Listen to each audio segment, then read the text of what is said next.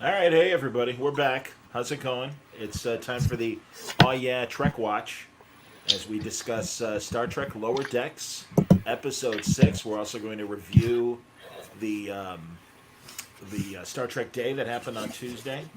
John Suntra's here. We got Franco. We got Captain Mitch. It's good to see everybody. Hi, how are you? Hello, everybody. Excellent. That's Um, genuine. I'll be honest, guys. Oh, he Oh my was so God. honest. He threw He himself off the left the show. building. He's like I like Elvis. I like the start of this. To be honest with you guys, I don't want to be here. to, be, Disappear. to be honest, He's I'm like, not even going to talk to you anymore. like, what did you say to him? Whatever you do it again. Do it again. That's too funny. I don't even think we're live on YouTube right now. Well, we are. It says live. It's going. Yeah, we're live. So So what do you think? It was the greatest show ever. We'll pretend we hated it when John comes back. Let's say it sucked. I don't know, but Oh, There There's he is. everybody. Sorry, boys. to be honest, you didn't even want to talk to us, and you left. You left. No, my computer had a little burp and said you lost internet for a second. I was Yeah. ready to reconnect, but now we're fine. Yeah, So as I was saying, podcast to go to. I mentioned it earlier. On social media, I really liked one of the three storylines of today's episode. Really Three? liked it. Wow. I didn't know there was three. I thought there was two. I didn't see three. Let's break it down. We had the bridge story that the alien race was salvaging old Starfleet stuff. Yeah. Okay. Then you had Fletcher. Right. And then we we had, had the Tandy holodeck. Oh, yeah, Rutherford's story. Badgey, yeah. That's right. So that would be three. There's three, There you yeah. go. And I'll be honest, as much as I liked one of those, and I'll say it in a second, kind of think it's dumb that they went with three stories. Should have been two stories. Yeah, But 20 minutes. You know, Yeah. and frankly, I thought, what was the crew member's name? The other crew member? Fletcher? Fletcher. Fletcher. Stupid story. Really stupid story. But I actually liked Fletcher more than I liked the other people, which was really weird. I'm like, oh, I hope he stays on the show. He was like the Ted If you want McGivney. my honest opinion, I think they should have written an entirely different episode. That's what I think. What do you mean?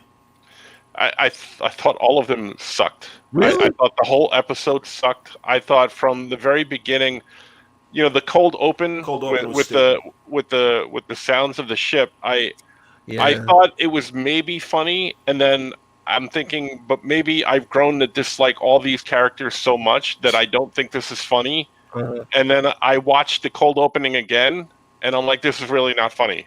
No. And No. and the whole thing, from start to finish, I was annoyed throughout. The whole episode. The whole episode. Hey, we could go from beginning to end. This one was called Terminal Provocations, and I'm sure we'll get to everything. But I will spend my disappointment generously over the entire episode. I got no problem with that. That's I mean, what like we're I here said, I for. thought the bridge story was interesting. I really liked Badgey and Rutherford and Tendy's story. And as you said, Franco, I am disliking Mariner and Boimler, and I really prefer Rutherford and Tendy because they're not incompetent and they're not loud. And Well, it's just like, and also they're not the solution to everything. Tandy started to scream a little bit when she had to go for that zero-G walk. I'm like, oh, here we go. She's doing it. Yeah. I was like, oh, shut up. That's true. You're right about that. Yeah. But The whole holodeck thing. When Badgey first came up, you know what he reminded me of? You remember in Microsoft products the little paper clip? Yeah, Of Bob. course. Oh my God! It was That's just. what it was. It was a toy paper. I get that, but Badgey really? This Well, at is least- Star Trek, and we're dealing with Badgey, and At, he's. at least it was Cody something involving technology, Yeah. and it was an attempt to parody something with actual jokes rather than. It's so funny. Robert Wait, and I talked there were last week. there were actual jokes. Yeah. Hold on. Last week, I was talking to Rob Burnett, and I have to agree with him. I didn't feel this way until watching this episode. I believe Mike McMahon and the writers of Lower Decks believe that a joke most of the time they try a joke. It's, hey, remember Section 31? Yeah, Yeah. but so, like even the sounds of the ship in the cold opening, it's like there has to be a joke. It's kind of like saying, "Hey, remember old Pop Tarts on soda cans?" And the audience says yes, and then you move on to another subject. It's like, no, no, no. Remember how the ring used to pop off? I remember giving that out as an engagement ring to some of my girlfriends. Things like that. You got to follow up. Or I strung a bunch of them together and I made a cheap necklace. Something. And I'm not saying those are great jokes, by the way.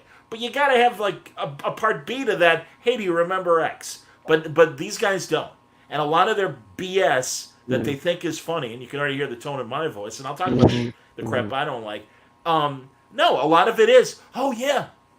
Or the empty, like the choo-choo dance. Oh, the choo-choo dance, that's hilarious. Really? They had to get a chew. Oh, it was great. I was like, Yeah, it's like, again, no fucking joke. Sorry, just choo-choo. But again, even those things notwithstanding, they set up Fletcher to be this great guy who's like a peacemaker and he can talk through anything. Yeah. And then the payoff for the story is really he's stupid and Yeah. nobody else realized got that he him. was stupid. And he got fired. I'm like, how can you get fired from Star? Yep. That Oh, made it's no- funny. Mark and Dante made this point earlier that he finally realized that Boimler is God. My computer is really like fighting me today. But anyway, I'll just read it. That Jack. Oh, See, every time you try, I just you're realized. picking up the show. Okay, Mark Leffier. I just realized that Ballmer is Jack Quaid, who plays Little Huey in The Boys. Oh, I didn't know that. How can he be so good in The Boys and so poor here? Well, it's just like the show. John is usually very competent, and Rose runs the podcast very well. But when it comes on this show, he fucking sucks weasel does.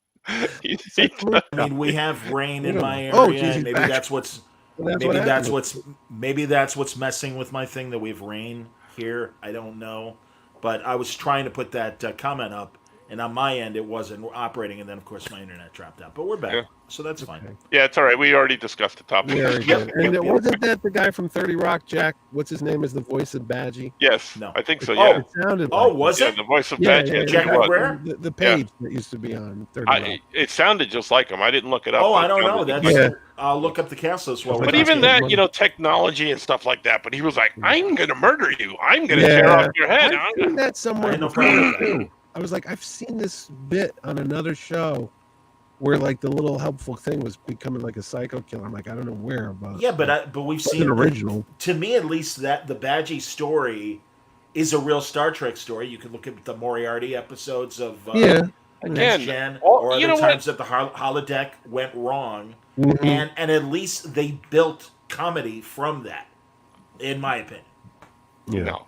Well, he tears off the guy's head and then rips off the other guy's arm. Tell me again how this is supposed to be a kid show to all these people that are arguing that it's not made a for our kid show. audience. It's TV Okay. 14. It's not. A kid But show. also that story was just so like Lame. yes, all of the stories, all three of the stories have a semblance or a start or a beginning of a Star Trek story, but they don't end up anywhere near that.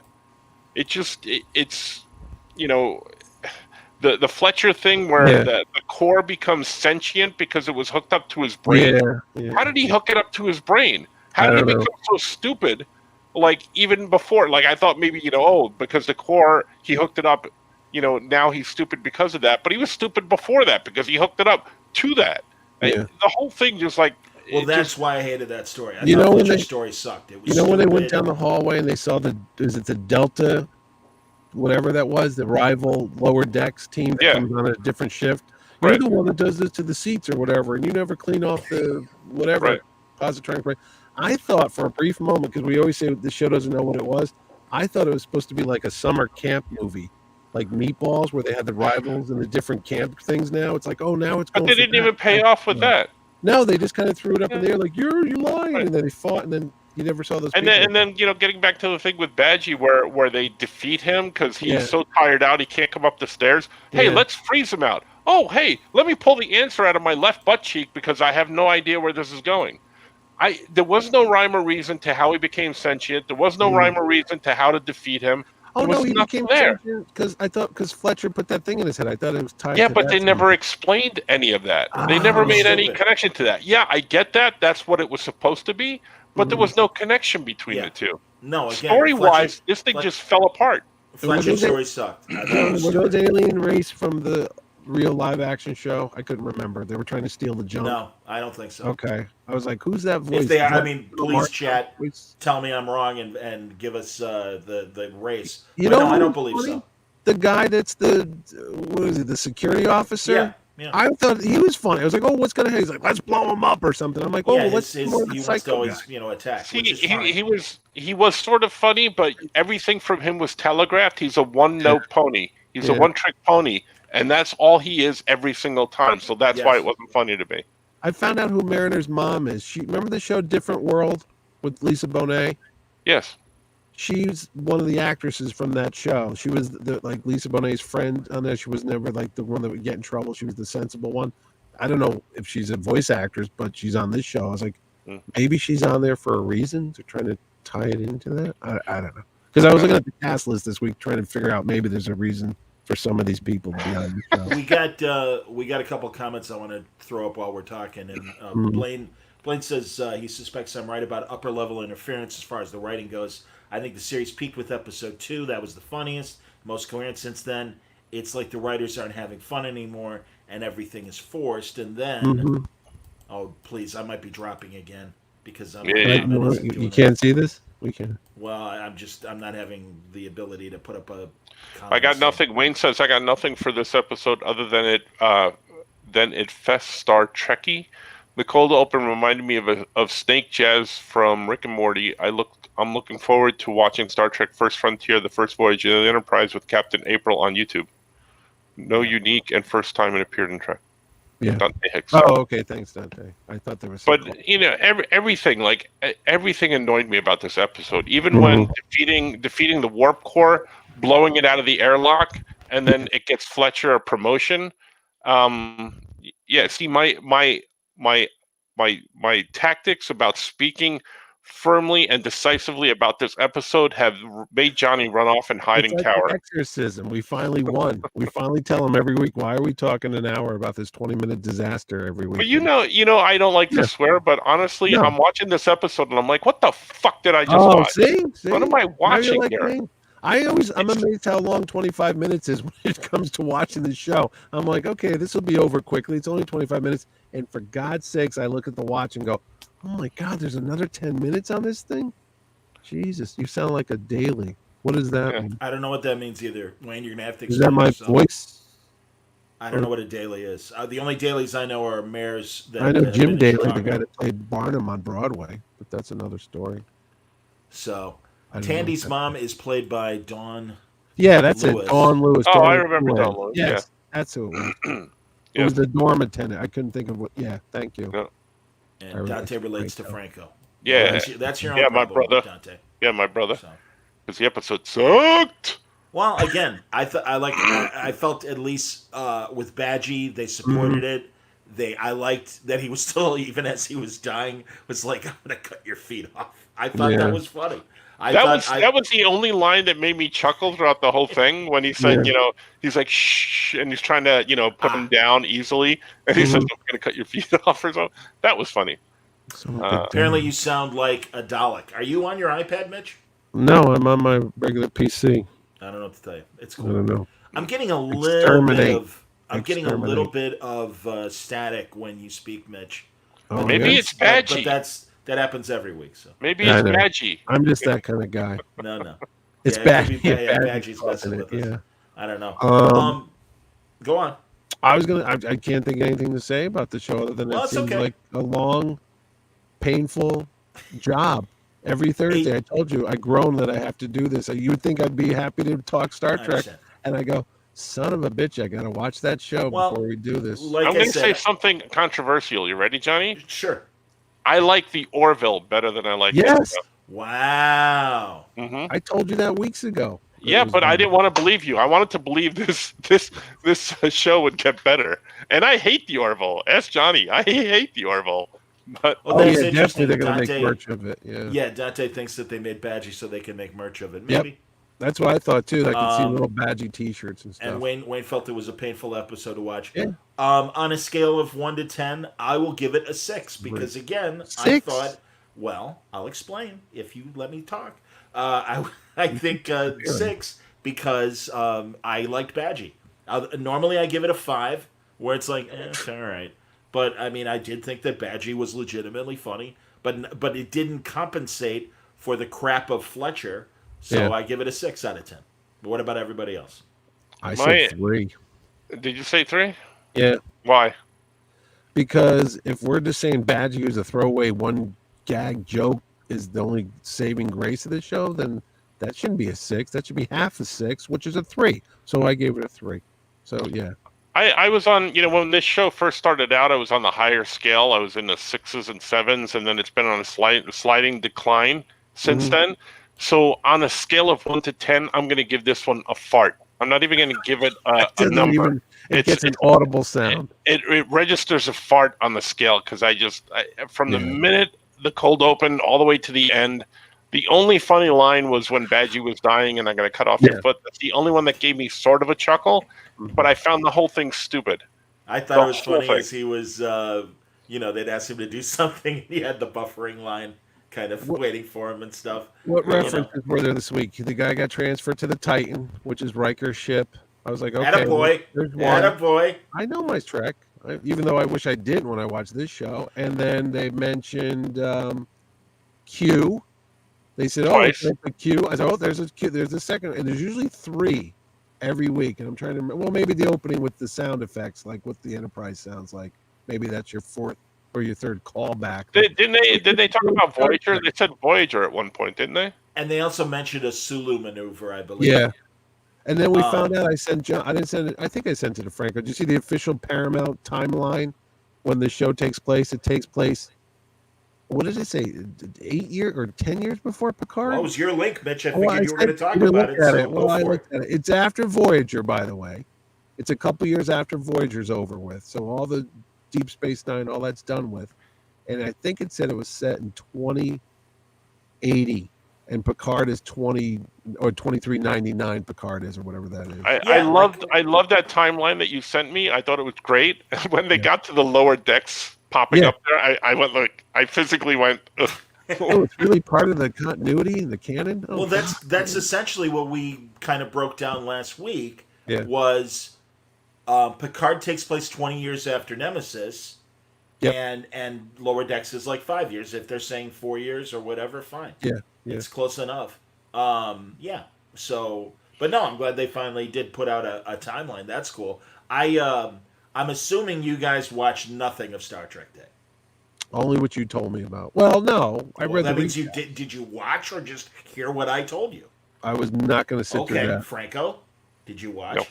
Nope. Okay, no problem. I mean, I made some notes because I wanted to see. Did you watch the whole thing? I watched all the panels, which were incredibly painful.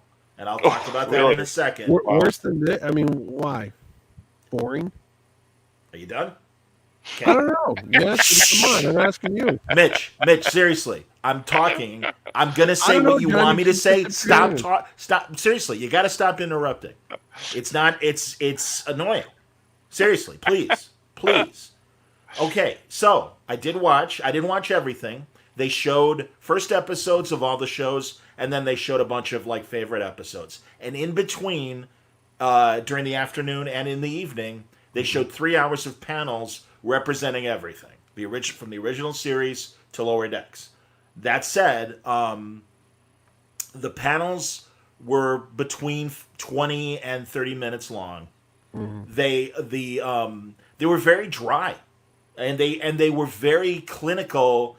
And I understand why they wanted to stress diversity, especially in these current times, and that Star Trek's always been about that. But they turned a really fun show into eating your vegetables, and that's disappointing. So Can I ask a question about what the important thing? How was Will Wheaton? Oh boy, annoying. I'm so excited to be here. The other thing is, prior to Star Trek Day, did you guys see online that someone that was conspicuously absent from Star Trek Day was William Shatner, Hmm. who, and the two people that weren't invited, it sounds like, were Marina Sirtis and William Shatner, because she wrote a thing saying, I guess my invitation was lost in the Oh. mail. And Email. Shatner, I have no idea. You know, maybe Shatner was looking for money, because a lot of times when he's come close a few times in the past to be part of newer Star Trek that happened with Enterprise. They couldn't meet his salary demand, so maybe I have no idea. I have no idea, or whatever. Regardless, it was really weird. I don't know if you guys saw the poster. I should. I'm sorry that I didn't put up the poster, but they had for Star Trek Day. They had all these different characters. Mm-hmm. One of the smallest heads was William Shatner's head. Well, Wow. it's not to scale. But he's the big giant head. Yeah, I was gonna say he's the big head. Were any of them meant to be funny though? Like, I'm sorry. were they meant to be entertaining, or were they all informative Well, panels, like watching the dentist? Wouldn't you want them to be entertaining? I mean, I they don't tried. know. They That's why you tried have to the like celebrities laugh about there. stuff. Do they tell I was stories? hoping for more stories, especially from the older shows. They had the original series was represented by Will Wheaton talking to George Takei and Rod Roddenberry. Now, knowing Shatner's dislike between Shatner or Wheaton and Takei, I'm Yeah. not surprised they didn't ask him from that standpoint. He They doesn't could like have Wheaton? easily. I'm sorry. He doesn't like Wheaton? What happened there? No, Maybe did I miss something? Shatner. He there's a great spoken word performance that Will Wheaton did for years, and there are videos of it on YouTube explaining that when he was on Next Generation, I think they were shooting Star Trek V, and he went over to see the set and meet Shatner, and Shatner shut him down, and it's like, you're that kid that drives the ship on the new show, and he's like, well, I would never let a kid drive my ship. And it really, he was a kid, and it really Right. bummed him out. And he was, as he told the story, he was like on the verge of tears and everything. And he went back to get made up for the next scene, and first the makeup person's like, "Don't sweat it, Shatner's an asshole." And then it's really funny, like all these other crew members of Next Generation show up and are like, "Hey, don't worry about it." Well, yeah, I think Spiner's like, he wears a toupee, right? And just like they were all just jamming on Shatner and bucking him up. Then it got to the point where this Roddenberry was still alive, Yeah. and he's like, "I understand you had some words with William Shatner," and Wheaton's like, "Hey, please, Gene, it's my fault. It's fine, it's fine." He's like, "No, Will, it's not fine." And apparently he called Shatner and said, "Hey, I expect an apology for my guy. Don't cross one of my people." And Shatner hand wrote a note back saying, "Will, I'm sorry," something to the effect of, "It was, I apologize if I was short with you. I would have been very happy to have you as a member of my crew on my show. Wow. Respectfully, William Shatner." Roddenberry got all badgy on Shatner. How much did that And cost? and Roddenberry's like, "Everything okay?" And was like, "Yeah, thanks, man." And he's like, "Don't forget, Will, you're an important part of your show." So that's kind of cool that Roddenberry stepped in and slapped Billy Boy down. I know how Will Wheaton feels right now. But anyway, So, Don't expect a handwritten note from John. no. You Okay. God bless you, son. I love you, and I really want you on this show. But you gotta let people talk, meaning me. I don't want to hear them. That's the difference. Now listen to me. Was it a commercial for CBS Paramount All Access for freaking all day long? That's all Sure. it was. Like, Sure it hey, was. make sure you subscribe. Forget the anniversary. Sure it was. We want your money. Well, no, I think no, and also they did a really nice thing. They had several charities that if you hashtagged Star Trek Standing United, I forget what the phrase was, they would put $1 up for everybody that did a social media message. I hope they raised money. I don't think it did the numbers that DC Fandom did. But it was, for people who don't have CBS All Access, it was free for 24 hours on the Star Trek website if you didn't mind watching it on the website. And again, the panels are posted now on YouTube under CBS's All Access YouTube channel. But yeah, it was just I'll tell you what news they had about Lower Decks. They showed the trailer for Discovery, of course, on the Discovery panel. Yep. And then the other MC, and here was a way to possibly involve Shatner without Will Wheaton, was LeVar Burton's daughter, who apparently is a young actress and Okay. cosplayer and moderator of some sort. She did fine. Was she ever on Star Trek? I don't think so. I don't think so. She's I don't know, but I don't. Speaking of Marina Sirtis, she popped into my head watching this episode of Lower Decks because they had that mustachioed guy sitting next to the captain in Troy's chair, and I wanted to ask you guys who that guy was. Who was the mustachioed guy? I'd never seen him before, and he's part of the bridge crew. Maybe he's their. I don't know. I honestly don't know. But I did write down because Mike McMahon, the showrunner, said some interesting things on the Lower Decks panel. He said he was very proud of the second half of the season, starting with this episode. Are we in the second half now? Okay. There's 10 episodes, and this was the 6th episode. Okay. So we are officially in the second half. But then he also listed a bunch of comedians and television actors that you might know from other shows. Mm-hmm. From last week's episode, Boimler's girlfriend was Gillian Jacobs from Community. Mm-hmm. And then there were 2 people that were from Veep. Sam Richardson plays the Bolian on Lower Decks, and Sam Richardson is a very funny black comic actor. If you watched Veep, you'd know him if you saw him. And then Matt Walsh, because it's hard to describe his character per se, but he worked for Julia Louis-Dreyfus. Like his character worked for Julia Louis-Dreyfus as well. And then Matt Walsh, who was her press secretary and speechwriter, he played that officer from the other ship when he was trying to get onto the Cerritos, and they were trying to transfer the other 2 to his ship. So that was Matt Walsh. He mentioned Jack McBrayer, and I suppose he was Badgey. Yeah. But he wouldn't let on who he was going to be. Then there's Tim Robinson, who used to be on Saturday Night Live, and also Detroiters, the Comedy Central half-hour sitcom that I do think is funny. The Ascension guy from that episode, Haley Joel Osment. Oh, the I See Dead People guy? Really? Wow. And he was on an episode of What We Do in the Shadows. He played. They made him. Oh no, he's all over the place these days. He was on Entourage. He was on good in for, the good Entourage for him. movie. Yeah, I like him a lot. No, I think he's a funny adult actor. Is that part of the plan that they're supposed to have every week guest star comedians that we're supposed to know these people, like their voices? No, I wouldn't say so because again, I think all these people were anonymous, but he's just pointing out comedians that they got for the show. That would be something like how Batman had the guest star every week, like they got a named voice that you could. Oh, but then again, it might take away from the regular show. But if they the only redeeming quality for next week's episode is that this one was on a scale of fart for me that it can only go up from here. Could be a burp.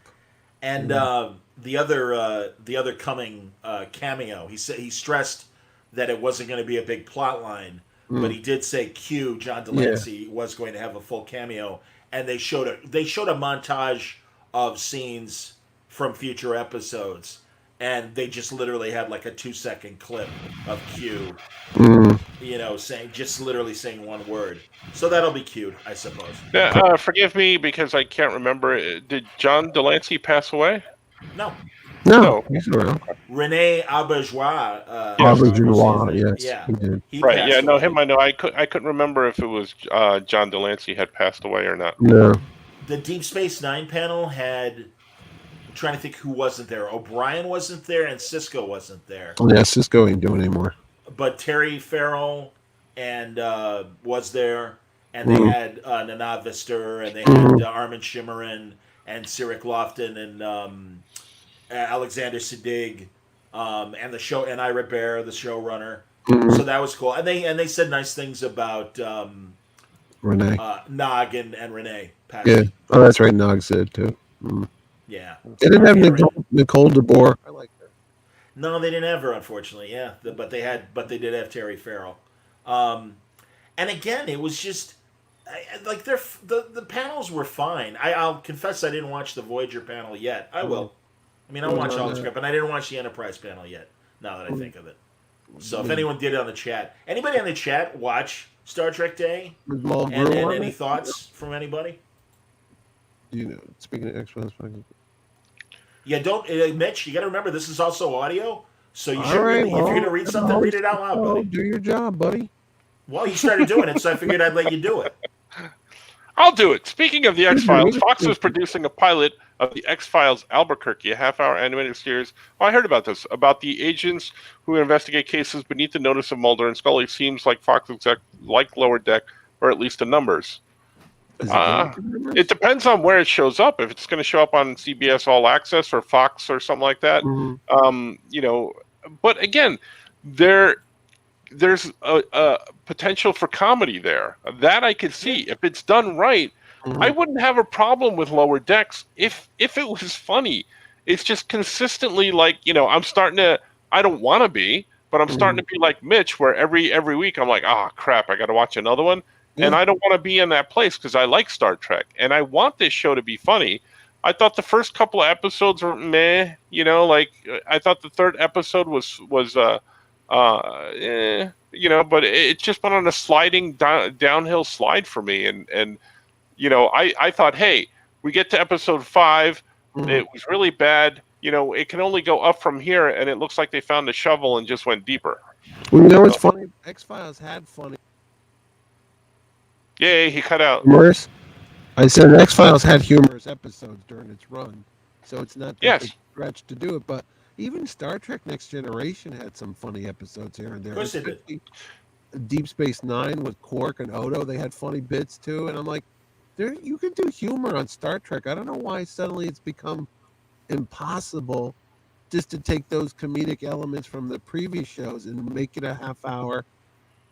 You don't have to be wacky every week. You don't need Badgey. You don't need freaking whatever. What was the thing they were singing about this week? He said such and such, whatever that concert they went to. Oh yeah, the choo-choo I dance. said right behind you. I was like, oh, that was definitely a teenage thing because that's like a kid going to a rave or something. I'm like, what the hell are they talking about? Well, again, like it's the container where you could put jokes in it.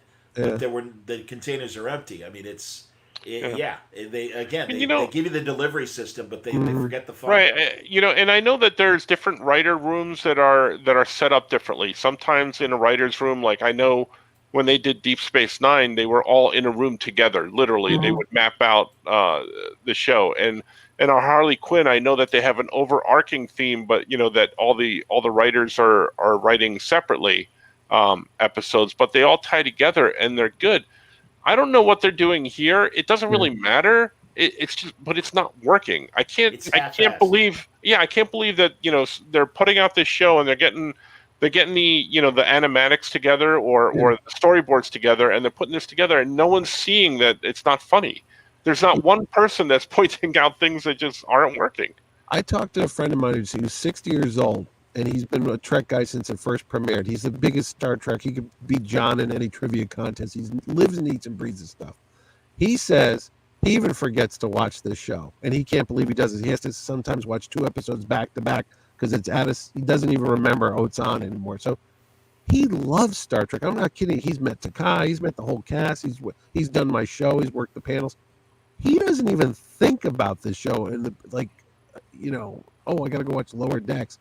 But the interesting thing, he did watch Trek Day, because I was just thinking that when you said who watched it. And he talked about how, great they were doing all this representation of all the different things. But did you guys ever get that there was messages in any of these episodes of Lower Decks that they were trying to come up with a social satire like they do on the old Trek? Like they said, we're talking about racism here with the half black, half white. Did you guys think there's any messaging going on? Because I'm going to tell you about the episode he told me that we all watched. And I don't know if he's just coming at this from a whole point of view or maybe we're all missing something. Remember the one where they did the landing party, the away mission, and he had to escort the Klingon guy? And he was drunk. Decks, yeah, on Lower Decks.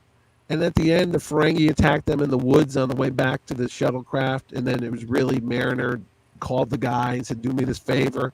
And I said, "Yeah." I thought it was kind of lame because they made Balmer. He thought he was the hero because he said, "Oh, I saved the day from everybody." And then you find out she was behind the scenes calling this guy up and say, "Could you just do this?" And I said, "Yeah, what about that?" And my friend goes, "Well, don't you see that was trying to see if you were like a racist Trek fan?" I go, "What?" He said, "Because you were coming into it thinking, well, Ferengis, they must be like violent and all into money and that they're always looking for profit." Because you had that notion, that was just showing that you were like an old school kind of a racist Trek guy. I go, "What are you talking about? I thought I was watching Maybe, a yeah, comedy show. possibly. I didn't know Possibly. there was another level to this that we're not getting." And I go, "Maybe that's why I'm having fun." No, there is not. Don't worry that you're not getting it. There isn't one. Okay, That I thought it that was happened to comedy. be, yeah, no. Yeah, I believe that maybe that scene happened to be a, a bit of particularly good hmm writing on yeah, on a good day. Like, I mean, that's a trope that I would use hmm where, because everybody knows that Ferengis are like this. It's like yeah, the rules of acquisition. This is what we're doing type thing. And right, then this maybe he owed marinara sauce a flavor or something, yeah, yeah, yeah. and he did her a solid. So that turned it on its ear. I was okay with that because, again, I'm thinking, oh, here comes a stupid trope, and then they turn that one around. So I was okay with that. But no, there's no Okay, because messages. I was like, The only he was messages coming through here are this show is shit.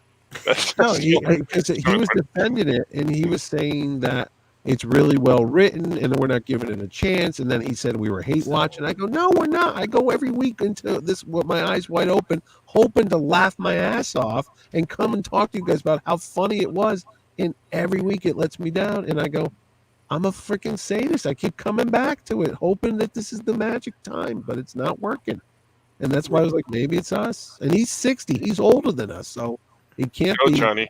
Go. No, Whatever. I'm Okay, go letting ahead. Mitch finish. It's Go all ahead. right. No, I was just looking down. I didn't see your hand up. No What's up? problem. It's all good. So anyway, so he's an old Lifetime track, and he enjoyed all of it, and he says it's great. And I just haven't drank the Kool-Aid, and I don't know why. I told him I can't believe I regret watching anything with the word Star Trek on it, and he says we're just too hard on it. So Okay, I have heard the same explanation of that plot point. In addition to that, Armin Shimmerin made a point on the Deep Space Nine panel, which I found interesting, and I can understand why he feels this way, and apparently people from third world countries also related to the Ferengi. Now, I always felt that they were writing the Ferengi to be the dark side of humanity. yeah, That we at our lowest points are greedy and selfish and the like. But it was interesting that Armin said that he had discovered, talking to people from third world countries, that they related to the Ferengis as people of third world countries in terms of they're dismissed, they are considered lower in terms of, if not intelligence, technologically, or their civilizations are lesser advanced than, as he said, literally, it was so funny to hear Armin Shimmerin say this, but he referred to the humans as humans, and he kept saying it throughout. And I get that, and I think that's a nice message. I don't think you should feel bad that yeah. it bounced off of you and you didn't relate to it that way. But I think, and then again, okay, that's cool. I didn't feel it was preachy. I think it was an intelligent thing to Mhm. slip in there.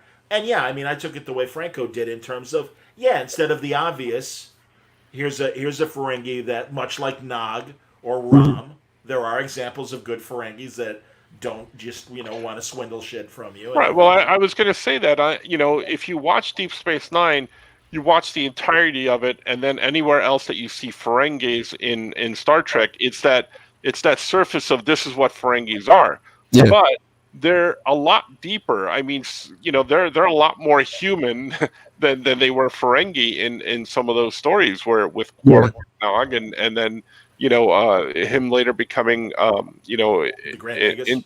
Starfleet. Yeah. yeah, and Oh, him sure, becoming Nog becoming a yeah, Starfleet officer. Starfleet Sure. and stuff like that. So I mean, there was a lot of good story elements Okay. throughout. But I mean, when you first introduced to these characters, that's what your your Yeah. your your your Point of reference. Your your initial point of perception. references. Yeah. Exactly. That's what they are. So, like the green alien on this ship on lower Yeah. decks, you have that perception of her being like excited for everything, and again, that could be used as a good element for storytelling. So, at the beginning of her story, where she is afraid of spacewalking, Mhm. where they do, float magnets, at Yeah. that point, that's a great introduction for a story because it twists on its ear what she's set up to be, and it goes, through an arc and winds up somewhere different, except not here. It doesn't go anywhere because the story sucked. Mhm. So yeah, Well, yeah. all Here, right. I'm Set that up going and to it didn't read go Blaine's anywhere. comment. Yeah. The messages are present, but they're hard to spot because they contradict the messages we're used to from Trek. From episode 3 on, the messaging has been consistently screwing people over as funny and has no consequences. These characters fail up, and success leads to demotions. I agree. Yeah. Like Fletcher, they screwed that guy over. They got him off the ship, and then he gets fired a week later, and they're laughing about it. Don't pull a Fletcher. I'm like, you're a bunch of dicks, aren't you? I was trying to be nice, and you got in a situation, and you threw him under the bus, you little bastards. And Dante asks, how does a warp core become sentient? Because it felt like they were trying to ape an episode of Scooby Doo with the warp core creature. Funny. Core creature. Yeah. I mean, that again, there's no. But I had the sense through this episode that, like, how did this happen? How did the warp core become sentient? Did they have an idea, and then they're like, oh, we can't fit that in an hour show because this is a half-hour show, so we'll cut that part out. And I'm like, where did it come from? How did it become sentient? How did he attach it to his brain? What the hell is going on with this story? It was all over the place. It was annoying. I was frustrated. I mean, I had a pretty. So the message is, be a fuck up. It's cool. Yeah, I had a crappy day. And I texted you guys yesterday that I was going to have a long day, so we had to do this later. And you guys said, yeah, let's do it this time. So today I knew was going to be crap. It ended up to be crap, and then I'm like, oh, I'll come home at the end of the day, and I really hope this lower decks is awesome because this way it'll be a cool high point on my day. And it was just even par. it just didn't go anywhere. Yeah, it just was icing on the cake. Anyway, do you want to talk about the good Star Trek news, like the blood wine and the actual stuff that did happen that we weren't pissing and moaning about? Yeah, sure. Tell me. I missed all of it. John knows there was I don't know if it's product placement, but there's Klingon blood wine you could buy, and was the awesome. Because that's what I would have done. I would have made it from the Picard wineries in France. But there is a Picard wine from. I saw it at the Star Trek Museum. They already made Chateau Picard. Oh, do you know they announced that they're coming out with some too? I think you can order it online in a couple of days. There was like a website you have to go through. Yep. But I don't know how they're going to ship that. But that's another story. But that was something. I don't know. Merchandise. That's kind of fun. And you want to talk about the Trek trailer for Discovery? Go for it, buddy. Run. All right, Star Trek Thriller. Star Trek Discovery. Apparently, they're in the future 980 years. Is that how far they are in the future? Almost like 1,000 years from when they. Let's call it 1,000. What the hell? So, and I like this, and we're never coming back. So it's like. Mitch, can you I'm sorry, buddy. Can you juggle your plug? Because sometimes you are kind of overmodulated. Oh, okay. So. All right. Can you hear me now? 1, 2, 3. Yeah, it's the same. It's the same, but just. Yeah. Oh, all right. How about that? Anyway, they're 1,000 years in the future, and they're not coming back, which I didn't realize was going to be the story point. Because if you tell people you're dead and you're not coming back, is that really something you want to tip your hand to already? Because they're going to come back, right? Well, you know what? Johnny and I have had these conversations from the beginning of Discovery because we would still talk about these things. Yeah. I always said to Johnny, it's stupid that they're introducing her as Spock's sister. How are they going to explain that she's Spock's sister? This goes a step in what I was talking about because I said by the end of this arc, by the end of Discovery, what are they going to do to erase her from the original series and not having introduced her, because if this takes place in the original Star Trek storyline, there's never any mention of her. And when they started out with her being sister, the half sister there, I was all up in arms. Ask Johnny. We had these conversations, and then I'm like, well, what are they going to do? They have to do something to, the story hound in me, the guy who, if he's writing this, what would he do? This is what I would do. I would put her in a situation. I thought they were going to keep her in the alternate timeline, and that's why something was going to happen. They were going to keep her in the alternate timeline and erase her totally from the original, Star Trek, not talking about her or the fact that Discovery ever existed, right? Because we're going to keep this quiet. That's stupid. But this is a way to do that. You put her far in the future, and it takes care of that. Agreed. I think also, based on what we saw in the trailer, it looks like, and also something that came up in the panel as well, was that the Federation apparently does exist in the future, but it is obviously much smaller. To explain where they are, obviously you got to watch the series, so that's all I really know as far as that goes. I saw, watching the quick cuts in the trailer, that we saw a group of Andorians that looked a little hostile.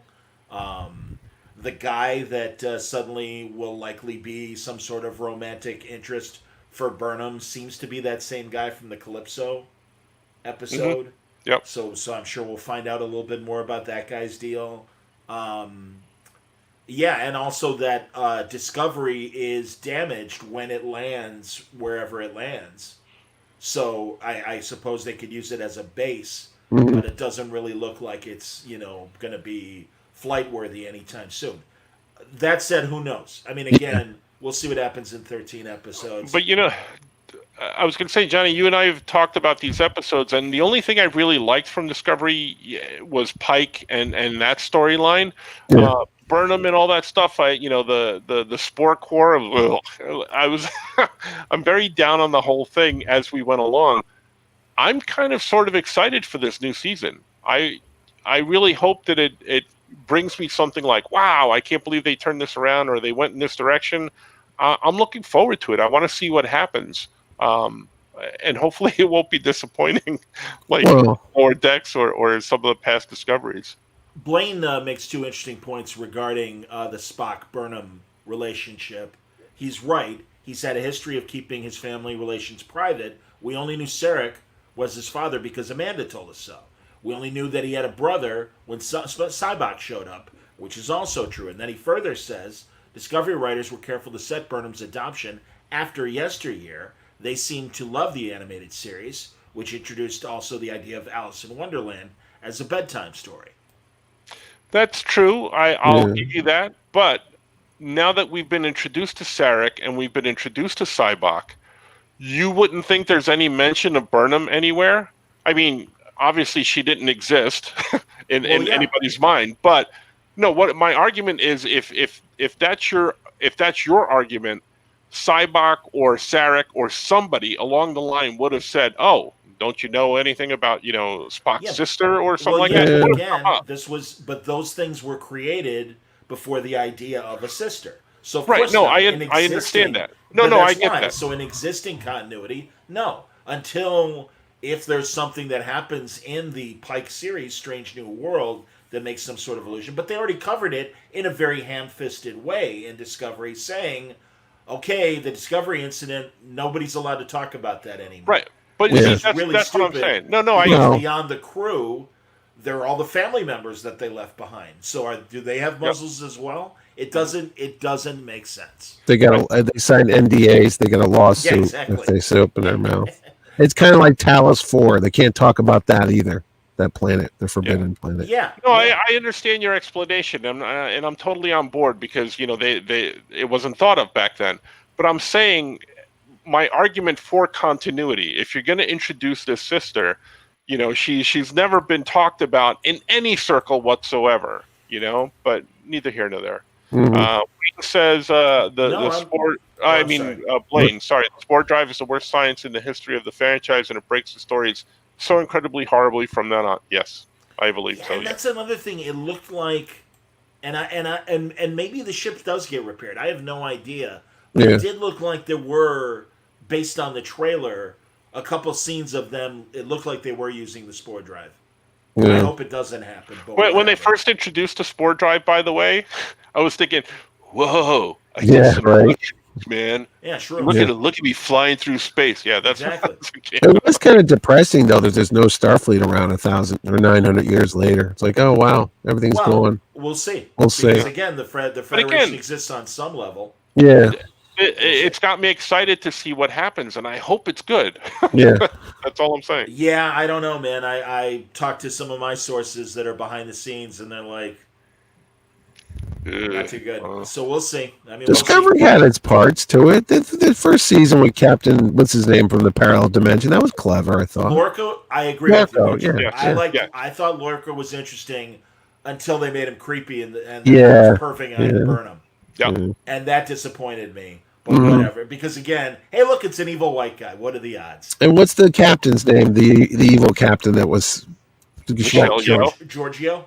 Yeah, Giorgio. yeah. She was. That's a cool. They have certain cool characters. They just don't know what to do with them. That's all. I gotta say, personally, I hate Mir Giorgio. I don't think it makes Starfleet logic sense to take someone that essentially was the most evil person in the Mirror universe and go, yeah, she's working for us now. Oh, So everything's yeah. okay. And by the way, she used to eat Saru's people. Maybe It's like Section she's 31 a cannibal, took her. and yeah, I don't buy that. I don't. Yeah. Personally, I don't buy that. Again, I think it's what is it out, boys? Bad writing. It's poor writing. Yeah. No. But that's me. What do I know? Yeah. So anyway, I'm trying to think if there was any other. They had the wine. They had the Star Trek. They talked about Pike Show. They didn't talk about any movies. Yeah, No well, Star that Trek was- movies. I'm glad you mentioned that, Mitch, because that was conspicuously absent. Yeah, from I was Star Trek. wondering about that. It Yeah. was as if the JJ movies didn't exist. Yep. Which is really weird, given it's an alternate timeline. given that. Well, it is an alternate. It timeline. was on that timeline though. That official When- Paramount thing. Oh, was it? Yeah, it's Yeah, there. well, It says they the put it in Kelvin. an alternate timeline. Yeah, it split off, and I'm like, oh, here we go. But it's listed there. Well, it is weird though because now that Paramount and CBS have remerged as one company, that's weird. But and also that Secret Hideout is essentially a division of JJ's company. Mhm. I have no idea. What did they say about the upcoming Pike show? Anything? They did, and just that all the obvious that it's going to be more episodic. I have to confess, I don't think I watched. I think I missed the Strange Worlds one. We'll talk about it next week if there's any news. Yeah. But there you go, guys. I mean, Did they talk about that other animated show, the Academy one? No, they did not talk about. Well, I don't think it's even an Academy show. It's called Star Trek Prodigy. As I understand it, the description of Star Trek Prodigy is kids steal a ship. Now, maybe they are Academy kids. I don't know. Yeah. But that they kind of, again, I don't even know how they discover the ship. But no, and I thought that was weird that they didn't. I thought that was coming on soon. No, I guess not. No, my guess is that it's probably the next show that will be ready for production, hopefully, once Discovery wraps up. So, and because I would assume that CBS, to keep subscribers, needs to have a show ready, and then constant, like literally, Lower Decks ends on October 8th, and then a week later, October 15th, Discovery starts. So 13 weeks after Discovery, I would assume Prodigy will start. Another thing that they did mention was how incomplete Lower Decks was prior to the COVID thing, once COVID hit. And they really said that they had to do a lot of additional dialogue recording ADR from their homes, and that it hadn't been scored yet. And I had heard that about Discovery as well. Yeah. So those are kind of interesting. And Picard, Riker, they were on together. No talk. They're not filming, obviously, but no talk about next year or if Riker was going to be on the show or nothing. Because they were on the Will Wheaton thing. I saw a picture of them. Yeah, no, it was. I mean, between the three of them, they congratulated Will Wheaton on being an adult and not being carded anymore for liquor. I'm kidding. Well, Frakes directed a bunch of the episodes right, too. and Frakes talked about directing and how much the Picard cast reminded him of the Next Generation cast in terms of their camaraderie and stuff. And it was really more Old Home Week than it was anything new or hints of what's coming next season. And again, I mean, literally, I know people like Mark Bernardin was announced joining the writing staff. Yep. I believe right at the beginning of COVID. So I think they're still assembling their writers' room, and I'm sure they have ideas of where the show's going. But yeah, beyond that, I don't think anything is really, whatever. Oh, that's interesting. Mario says, and yeah, he says I need to read the book about Giorgio. That'll clear things up. Well, I appreciate But you shouldn't that, have Mario. to. Thank you. Yeah. Yes, and that is my biggest pet peeve of current Star Trek and current Star Wars. Well, if you read the book, then you'd really understand. It's like, no, screw you. You got 10 hours of Picard. You got 29 hours of Discovery. I mean, it's like that's plenty of time to explain this crap. Yeah, like an example would be like Next Generation and Riker and Troy's relationship. But there, as much as I have my issues with Peter David, I did love his book Imzadi, which you do not have to read, but if you do, it really fills in a lot of the backstory. Totally, but watching Star Trek Next Generation just on its own, you get their relationship. You understand what's happened or what's been happening or what is happening. But Imzadi is a great addition to that. You shouldn't have to read something else entirely, like this Giorgio book, just to kind of fill in the story for, that doesn't work with me. Dante says Mark Bernardin has mentioned Zoom meetings to break down stories of Picard a few times on Fat Man Beyond, his show with Kevin Smith. And yeah, I'm sure writing is chugging along. And I have no idea where they're planning on shooting, if they're planning on going to Vancouver. Well, I guess they can't go to Vancouver because we can't travel across. Can't go over there. They don't want us. Yeah. They don't want us there. Yeah. They can go to New Zealand. Yeah, there's a couple of places starting to open up. Yeah. Yeah. Yeah. Well, maybe the scripts have been finished already for Picard. It's what's so funny about that expanded universe? I read all that stuff in the 80s growing up, in the 70s, those James Blish, The Further Voyage, all that stuff. I used to read all that. Loved it all. And then they came out and shit on it and said, none of that counts as canon, so don't bother. And then Star Wars did it too, and Disney took over all those novels I read about the twins and Jason and Jaina and what happened to... it doesn't count. So why would I want to go read any of it now? Well, if they're telling me, go read it, that's official. Well, that's the thing. Now they are saying they're in canon. That's the difference. Well, no, they're picking and choosing what's canon, right? They don't say they're all. Again, what they're doing is if there's any comic books or books, all that stuff is in canon, supposedly. You talking Disney, Marvel? Or you talking Paramount? Current stuff. Yeah. Current stuff of Star Wars. Current stuff of Star Trek. When they make a comic or they make a novel, it is in canon. But I see Mitch's point. Until they reach a point where they come out with another movie and they need to change directions, and they're like, all this stuff doesn't matter anymore. Yeah, you wasted your time and money. Thank you for playing. Good night, everybody. Yeah, it's whatever. You're gonna, Oh, now that I don't know. Wayne says Picard is filmed in Toronto, where Discovery is filmed. I don't believe so. I think everything was filmed in L.A. because a lot of their locations were Los Angeles locations, as I understood it. Well. There's ways around it. I mean, they're testing people on sets. I watched the whole thing, Jurassic Park. They got doctors. They have people quarantined, like the basketball players, and they're trying to work around it. So I think it's a case by case situation. And again, how old is Picard? I mean, Patrick Stewart's like 75 or 73. You don't want him risking his life for a TV show. Well, that's again, yeah. I mean, it's weird. And they talked about Patrick Stewart being number one on, like they say, number one on the call sheet, meaning he's the lead actor and should take that role as far as the entire ensemble cast. And again, they were admiring him. So all right, Mario says, did we mention the new non-binary characters that CBS is forcing down our throats? No, Mario, I got no problem with those characters. Just like there was no problem with Culver and Stamets being a gay couple. What else? Let's find out about them as characters. And again, it is odd and I think wrong-headed that, they're going to be really good friends with Stamets and Culver. And it's like, why wouldn't they be friends with everybody? And the other thing, didn't they already do that episode where they had characters that were non-binary on Next Generation? Like, Yeah, but 30 there's no years reason ago? not to readdress that now. No, I'm just saying it wasn't like this the first time they've done it. It's like, no, Star Trek's always been open to that type of Yeah, and I don't mind that Yeah, as long as the writing is not bad. yeah, Yeah, and again, if it's what frustrates me about the man who plays Culver, because all he does, and I don't even know if the man is a gay gentleman or not, but all he says is, well, hey, we're diverse, and it's like, yeah, what else is there to your character? Thankfully, he has a problem with Vok, who became the Klingon that became I forget his name, Torres.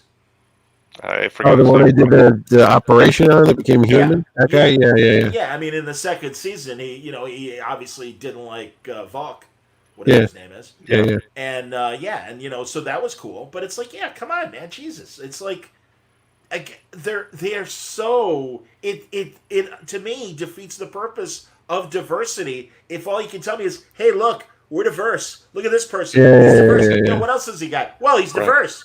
Is that enough? No, it's not enough. You got to be a person. You got to be a three-dimensional person. Sorry, unless you're Badgey in the holodeck, of course. Yeah. So, big fan of Badgey.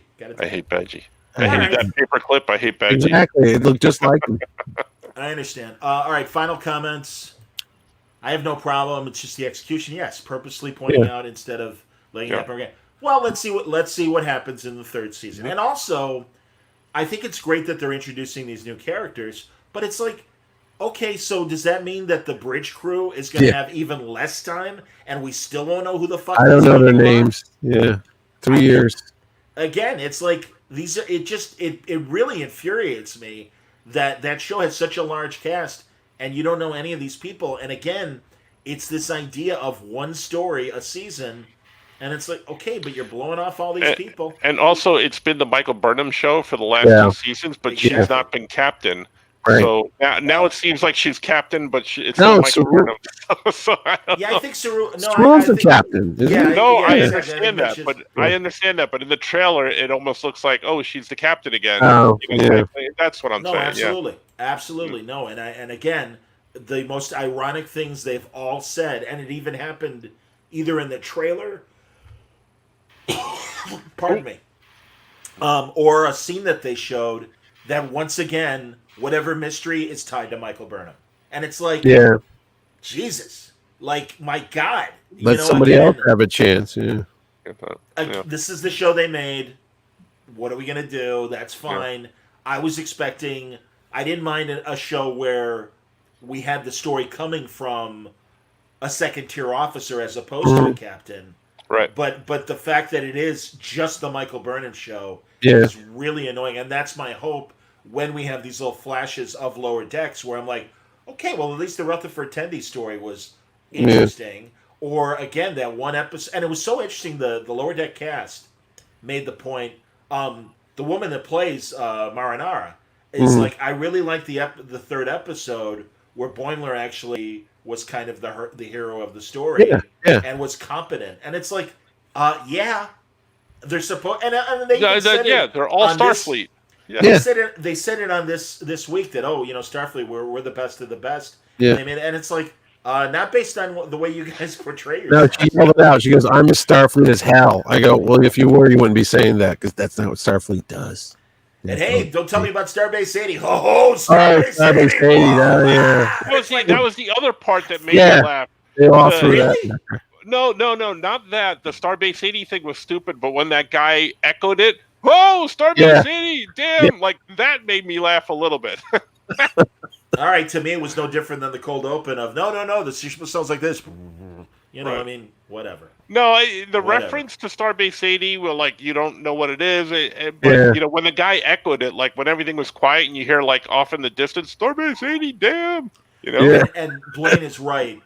Burnham doesn't have the rank of captain, but the ship does what she wants it to do, which, again, infuriates the hell out of me we got to turn left. No, Captain, that's wrong. We must turn right. Oh, Michael Burnham said it. Well, we got to do that because it's Michael Burnham. That obviously is the most Michael Burnham of all of us being Michael Burnham. Yeah. If you're in Starfleet, you'd be shit canned down to the lower decks. Well, and it's funny. They showed, it was weird Right. Every other show, when they showed the first episodes, they'd show a full two-parter. Or I guess because actually, in the case of Next Generation, Deep Space Nine, Voyager, and Enterprise, they were 2-hour episodes. Mhm. For Discovery, they showed the first part, the Vulcan hello, but they didn't show the conclusion. And I thought that was so literally it ended with, holy shit, here come the Klingons. We're about to go to war. And Yeah. scene. And it's like, what are you doing? And it was great because at that point, she gave Giorgio the neck pinch. And Mhm. she's like, I'm taking command. And then Giorgio revives, and it's like, what the hell are you doing? And before she could act on all of that, the Klingons show up. So in the second part, you're going to the brig, all that stuff didn't happen in this part one. So I found that really interesting because again, as we said, this kind of insubordination would be like, that's really interesting, Lieutenant Burnham. Why don't you sit on ice for a while and think about it next time you challenge my authority? Right. As, My authority. It's exactly as Carmen would say. Anyway. All right. All right, that's enough. I think That's we're enough done. bashing on this one. Exactly. Yeah, I love that it's a 20-minute show and we could talk about it For about an hour. Yes, gentlemen, I appreciate your conversation. Please don't interrupt, and then please let's work on microphones so that we don't have static. That's to you, bitch. Oh, damn! Starbase 80! Exactly. Keep it Starbase 80. All right, final comments. Blaine says, at least in Canada, Discovery premiered better. Part 1 was broadcast on CTV, then Part 2 was broadcast immediately following on the Science Fiction Channel. That's right. The whole series hit broadcast here. Fantastic, Blaine. That's why Canada is superior to the lower 48. We all know that. All the wise people know that. That's All why right. Captain Kirk's from Better maple Canada. syrup, too. Yes. That's All right, right. good job, gentlemen. We'll talk again next week. Maybe we'll find something next week that we'll like. It can only go up from here. Be like Live that long and person. prosper. Good to see everybody. Thanks a lot for participating. I'll try not to rant so much next week, and I'll try to get my internet better. But stay safe, stay happy, and stay healthy.